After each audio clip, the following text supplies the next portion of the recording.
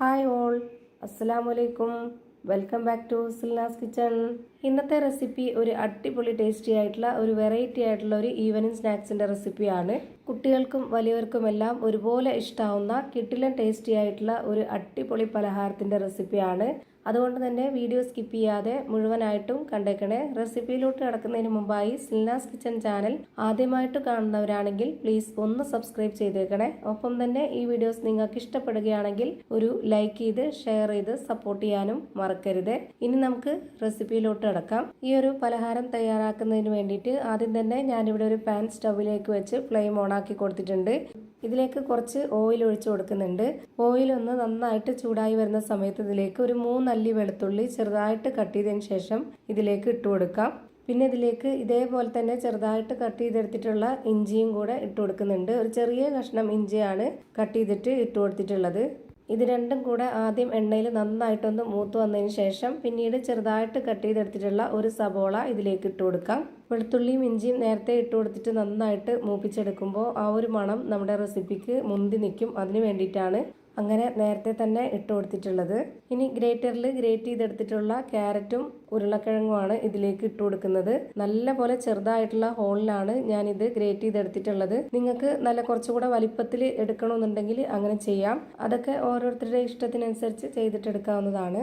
ഈ ഒരു രീതിയിൽ നന്നായിട്ട് ചെറുതായിട്ട് ഗ്രേറ്റ് ചെയ്തെടുക്കുമ്പോഴത്തേക്ക് പെട്ടെന്ന് തന്നെ വെന്ത് കിട്ടുകയും അതുപോലെ തന്നെ നന്നായിട്ട് കുഴഞ്ഞു കിട്ടുകയും ഒരു പ്രത്യേക ടേസ്റ്റൊക്കെ ആയിരിക്കും. അതിനാണ് ഞാൻ ഈ ഒരു രീതിയിൽ ഗ്രേറ്റ് ചെയ്തെടുത്തിട്ടുള്ളത്.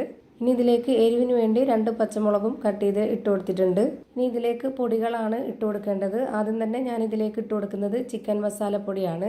ഞാനിപ്പോൾ ഇതിലേക്ക് 2 സ്പൂൺ അളവിലാണ് ഇട്ട് കൊടുത്തിട്ടുള്ളത്. ഇത് നിർബന്ധമൊന്നുമില്ല, ഉണ്ടെങ്കിൽ ഇട്ട് കൊടുക്കുക.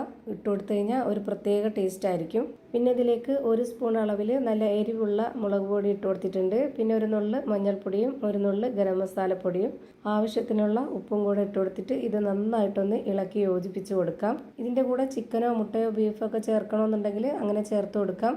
ഞാനിപ്പോൾ ഇതൊന്നും ഇല്ലാതെ ഇത്രയും മാത്രം വെച്ചിട്ട് തന്നെ നല്ല ടേസ്റ്റ് ആയിട്ട് കിട്ടിയിട്ടുണ്ട്. ഇത് നന്നായിട്ടൊന്ന് ഇളക്കി കൊടുത്തതിന് ശേഷം ഒരു 2-3 മിനിറ്റ് ഇത് അടച്ചു വെച്ചിട്ടൊന്ന് വേവിച്ചെടുക്കണം. നന്നായിട്ട് വേവിച്ചെടുക്കേണ്ട ആവശ്യമില്ല, ഇതൊരു തവണ കൂടി വേവിച്ചെടുക്കാനുള്ളതാണ്. അതുകൊണ്ട് തന്നെ നമുക്ക് ആദ്യം അടച്ചു വെച്ചിട്ട് ഒരു 2-3 മിനിറ്റ് ഒന്ന് വേവിച്ചെടുക്കാം. അപ്പോൾ തന്നെ ഇതൊരു പകുതി മുക്കാലോളം വേവായിട്ടുണ്ടാവും. ഇപ്പോൾ ഞാനിതാ ഇത് അടച്ചു വെച്ച് കൊടുത്തിട്ടുണ്ട്. ഒരു 3 മിനിറ്റിന് ശേഷം ഞാനിത് തുറന്ന് നോക്കിയപ്പോഴത്തേക്ക് ഈ ഒരു പരുവത്തിലാണ് കിട്ടിയിട്ടുള്ളത്. ഇത്രയും വെന്താൽ മതി. ഇനി നമുക്കിതിൻ്റെ ഫ്ലെയിം ഓഫ് ചെയ്ത് കൊടുക്കാം. ഇത് ഓഫ് ചെയ്തതിന് ശേഷം ഞാനിത് വേറൊരു പാത്രത്തിലേക്ക് മാറ്റുന്നുണ്ട്. എന്നിട്ട് വീണ്ടും ഈ ഒരു പാൻ തന്നെ സ്റ്റൗവിലേക്ക് വെച്ച് കൊടുക്കുന്നുണ്ട്. ഇതിലേക്ക് ഇനി കുറച്ച് ബട്ടർ ഇട്ട് കൊടുക്കാം. ഇതുപോലെ ഒരു ചെറിയ പീസ് ബട്ടർ ഇട്ട് കൊടുത്തതിന് ശേഷം ഇതൊന്ന് നന്നായിട്ട് മെൽറ്റായിട്ട് വരുന്നവരെ വെയിറ്റ് ചെയ്യണം. ഈ പാൻ മുഴുവനായിട്ടും ബട്ടർ ഇതുപോലെ ഒന്ന് സ്പ്രെഡാക്കി കൊടുക്കുന്നുണ്ട്. ബട്ടർ ഉണ്ടെങ്കിൽ ബട്ടർ ചേർത്ത് കൊടുക്കുക, അല്ലാന്നുണ്ടെങ്കിൽ നെയ്യ് ഒഴിച്ചു കൊടുത്താലും മതി. ബട്ടർ ഇതേപോലെ നന്നായിട്ട് മെൽറ്റായിട്ട് വന്നിട്ടുണ്ട്. ഇനി ഇത് നന്നായിട്ട് ലോ ഫ്ലെയിമിൽ ഇട്ട് കൊടുക്കണം. ഇനി ഞാനിതിലേക്ക് വെച്ച് കൊടുക്കുന്നത് ചപ്പാത്തിയാണ്.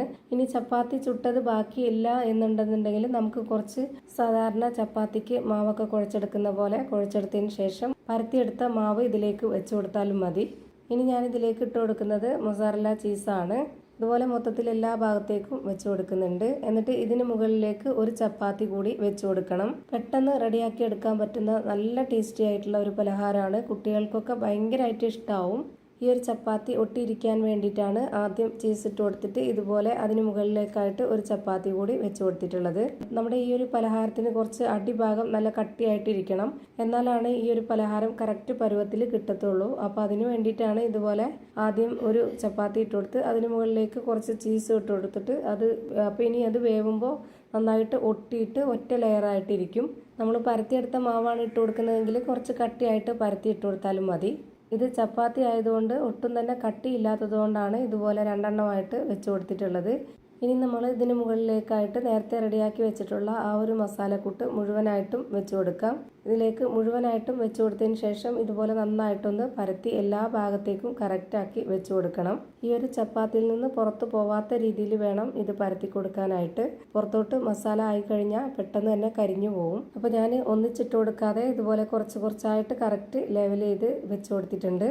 ഇനി ഇതിൻ്റെ സൈഡെല്ലാം ഒന്ന് ഒതുക്കി കൊടുത്തതിന് ശേഷം ഇതിന് മുകളിലേക്കായിട്ട് കുറച്ച് ചീസും കൂടെ ഇട്ട് കൊടുക്കാം. നമ്മുടെ വീട്ടിലേക്ക് ഒരു ഗസ്റ്റൊക്കെ വരികയാണെന്നുണ്ടെങ്കിൽ വളരെ പെട്ടെന്ന് തന്നെ തയ്യാറാക്കി കൊടുക്കാൻ പറ്റുന്ന നല്ല ടേസ്റ്റി ആയിട്ടുള്ള ഒരു അടിപൊളി പലഹാരമാണ്.